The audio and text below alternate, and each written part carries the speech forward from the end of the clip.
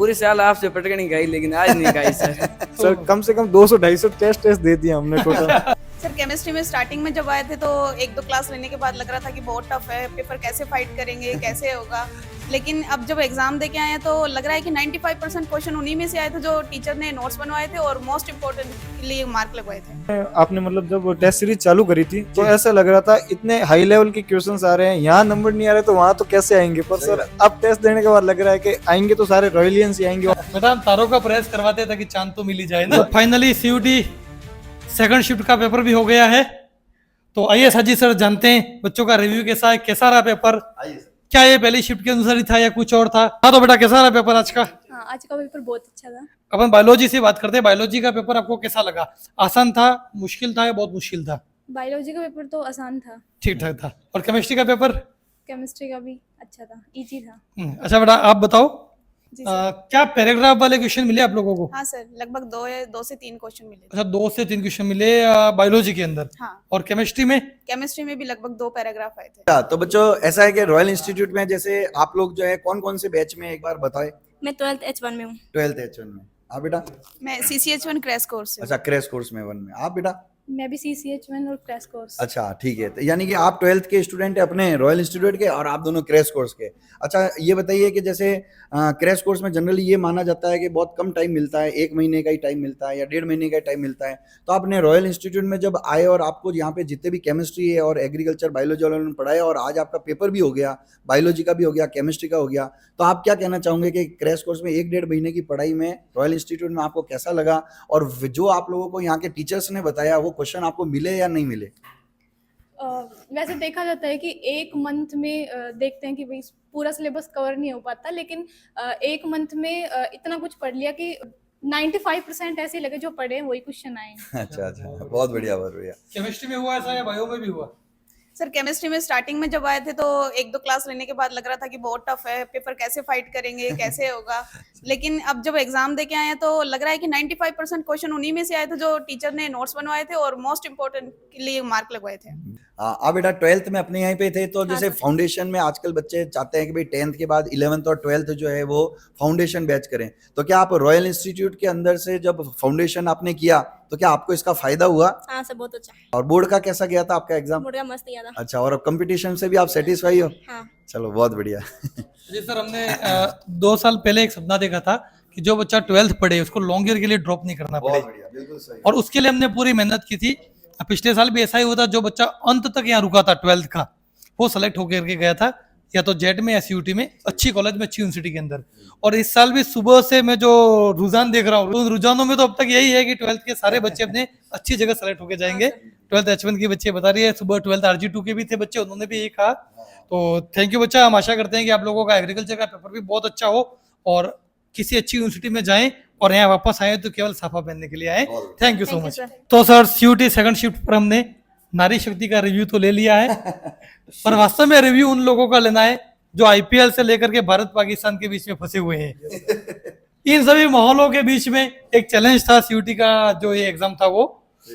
तो बेटा अपना नाम बताओ पहले। नाम बजरंग चौधरी है सर, मैं बाड़मेर जिले का रहने वाला हूँ। अच्छा बाड़मेर जिले के हैं और आपका सेंटर उदयपुर था? सेंटर उदयपुर था सर। तो आज का पेपर देख करके आपको क्या लगा? सर आज का पेपर जैसे फिजिक्स का बात करूँ तो सर फिजिक्स का पेपर मॉडरेट टू हाई था और बायोलॉजी का सर इजी से भी इजी पेपर था।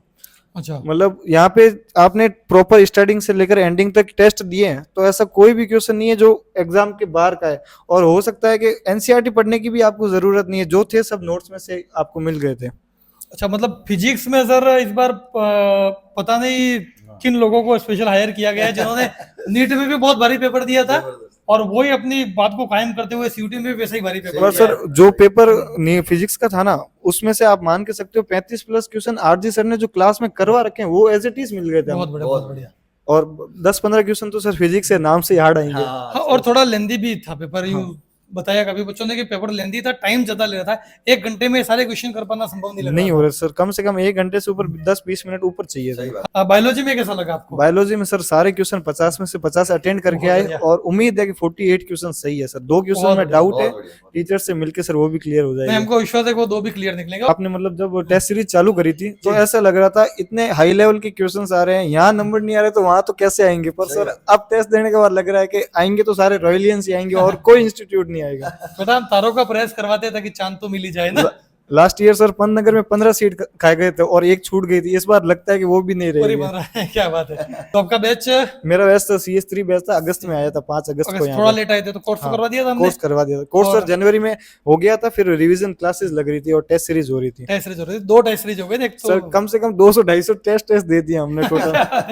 बस यही राज है इसका। बस सर अगर इन्हीं बच्चों को सर नीट में उतारा तो ये बायोलॉजी और केमिस्ट्री का पेपर तो फाड़ देंगे।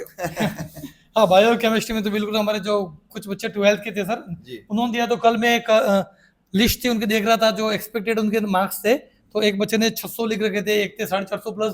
तो इस बार के पेपर में यदि 12th का बच्चा हमारा 600 या 450 प्लस की उम्मीद कर रहा है मार्क्स की, तो ये मान के चलो कि वो बच्चा नीट में भी कहीं ना कहीं हमें अच्छा रिजल्ट देगा। सही बात, सही बात। 12th फाउंडेशन के बच्चे थे, कुछ ही बच्चे थे, पर उनका अच्छा रिजल्ट था। Yes, और sir. CUT में मुझे विश्वास है कि आप लोग अच्छा रिजल्ट देंगे। बेटा आप कौन से बैच में थे?